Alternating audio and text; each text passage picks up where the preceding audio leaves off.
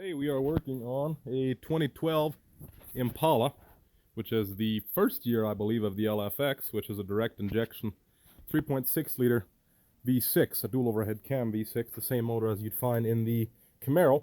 Now what I'm doing today is a number of things, but basically changing motor mounts was the plan. I'm missing a couple of bolts, so I can't finish the job today. Two of the bolts snapped.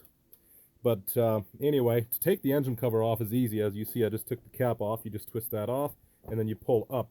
And yours is going to be on there tighter. I just laid it on there, but it pops in to these over here, right? There's just rubber boots on this cover, and they pop into place. And anyhow, you just replace that back on. Of course, just while I'm in here, I'll try to be as informative as I can. These are your coil packs, coil unplug design. They're very easy to unplug. You pull these white tabs back, and then you push down on that, and they just come right off like that. So if you ever have a misfire in this car and you're not sure what it is, a good way to do it, a simple way to do it, is to, if it's a constant misfire, you just unplug one at a time to see which one it is that's misfiring. And you can see I pulled one of these out already, but it doesn't matter. It can't go anywhere. It's always still clipped in place.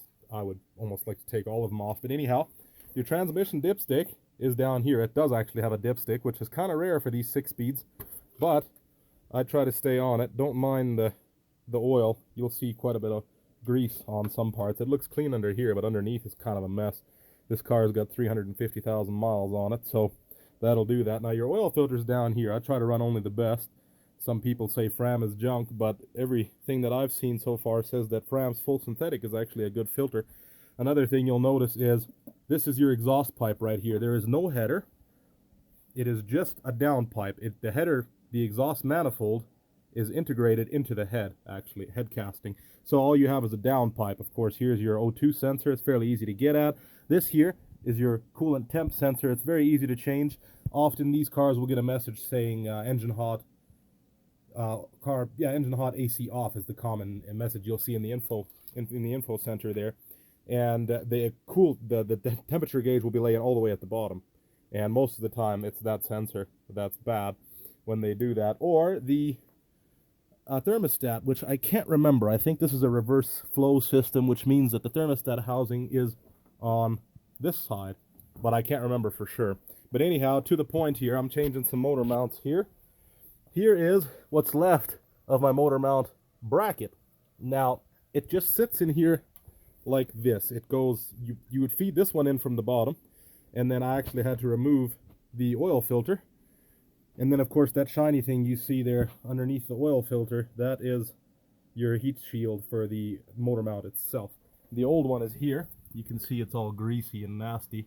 And that is simply, this dirty tube here is just the plate that sits under the filter to cast the oil and feed it through this tube down under. I just took that off as well, and this mount is a little bit worn out as you can see, but anyway, the new one goes the same way. You unbolt it. There is one bolt underneath that I will show you right in that hole right there. There's a bolt. It's a big one. I think it's a 7/8 I think is what I used. My millimeters didn't go up big enough, but it's right here anyway. I believe this is a 13/16 actually is what it is. And anyhow, so you feed, there's two bolts, of course. You've got the bolt on the top, which is right there, and then the bolt on the bottom. And as you can see, my engine mount is just kind of sitting there now. It was a pain to get them together, to get the mount slid into the actual engine mount bracket, but you feed in the bracket, which is this broken piece here, and like I said, it just sits in there like this, just like that, on top of the motor mount that you see there. And anyhow, that screws on with 3 bolts there, and there, of course, and you feed that in from the bottom. I find is the easiest way, and you take it out from the bottom as well, but getting it off first, you got to take those nuts off. I would take top and bottom to make it as free as possible. The other one was so bad it was probably easier for me. But anyway, getting the new one was kind of a pain. I had to put that one in first, slide it down in place there, and then I fed the bracket up from the bottom, and I slid it over top. And you're going to need a jack or something under the motor just to to adjust it when you line it up. It's not going to fall or anything. We put a new one here. This is easy, of course, just 3 bolts. And this one you won't even need to change, but yeah, you'll have to unbolt that. But yeah, the motor shouldn't go anywhere once you take the engine mount off. This one's been cracked for years probably. We just didn't know about it. It just made quite a bit of vibration through the chassis of the car. But anyhow, that's basically it. I'm sorry I'm not more in depth about that. The little bolts are actually broken in my case, but I believe they are a 14 or 15 millimeter. I think it's a 15 actually. 15 millimeter. There's a piece of another one. And those are the bolts that go into the motor mount itself, or the motor mount bracket itself.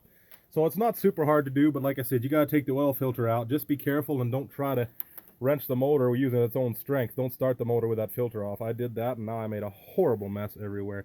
I started it for a second before I remembered I took the oil filter off and it just sprayed oil everywhere. But we're draining oil now.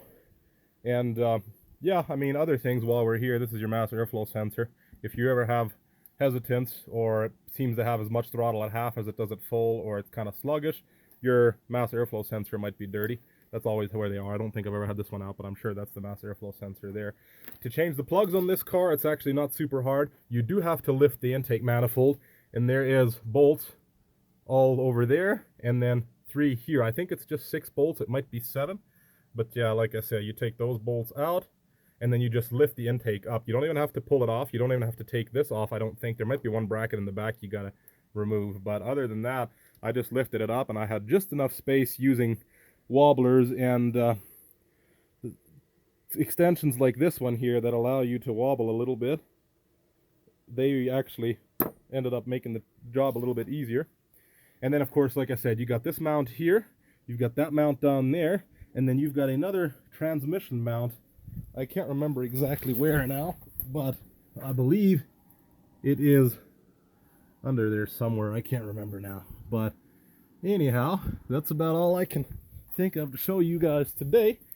If there's ever anything else you guys need help with, let me know. Oh, and I guess taking the battery out is a pain in the butt in this thing, but they usually have cross braces. I took that one off, but braces like this that run across, you have to remove that, and probably take this nut off as well here to change the battery. So I'll try to put notes in here, kind of combine everything into one video. Hopefully people can make sense of it. But anyway, yeah, if there's anything else I can help you with, like I said, feel free to leave me a comment or send me a message.